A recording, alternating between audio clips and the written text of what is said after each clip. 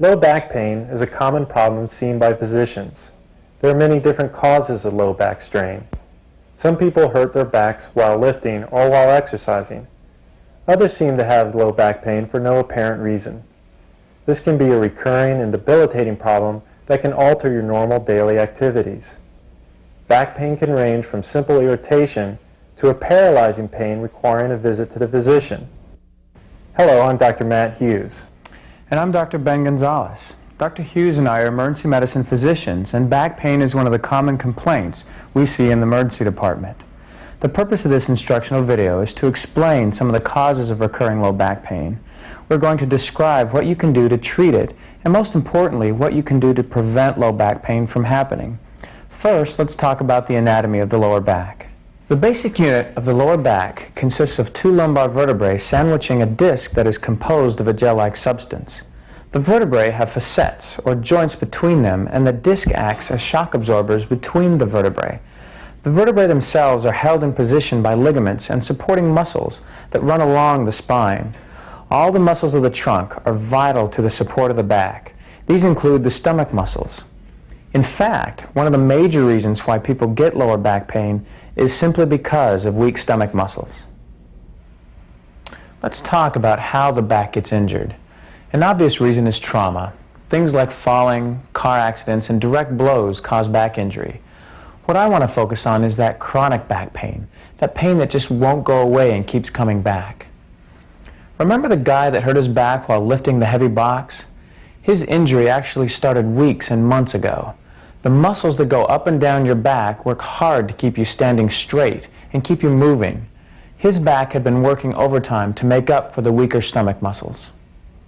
The act of lifting, well, was the straw that broke the camel's back. The back can give up at any time, while you're walking, exercising, lifting, and even sitting down. Of course, even if you do exercise your stomach muscles, you can still overexert your back to the point of pain. In some people, changes in the bones and curves of the spine occur over the years. This can irritate nerves and ligaments, facet joints, and muscles that cause back pain. Other contributors to chronic low back pain include stress, job type, and smoking. So, now that you have a better understanding of the causes of lower back pain, what can you do about it once it happens? The first thing you should do is ease up on your activity. Give your back a rest. However, if possible, avoid prolonged periods of bed rest. Strict bed rest was once recommended, but has since been found not to help. Try to continue a routine activity, just ease up a bit. Avoid lifting heavy objects for 10 to 14 days. So what about medicines? There are many different over-the-counter brand name medications that are useful for lower back pain. These break down into two basic types: acetaminophen and NSAIDs such as ibuprofen, naproxen, and aspirin. Acetaminophen and NSAIDs can be taken together. Read the labels carefully, and if you are pregnant or have any questions, speak to your primary care physician. Ice packs or heat applied 15 to 20 minutes at a time, 3 to 4 times a day, helps relieve pain. Alternate and experiment with ice packs or heat to optimize your relief. If your job requires prolonged standing or sitting, try to change positions often. Placing a stool under one foot helps relieve lower back disc pressure. When lying down or going to sleep, lay on your back and place a pillow or two under your knees. Another technique is to lay on your side with a pillow between your knees. This will help relieve stress off your lower back. It's important to try these things first.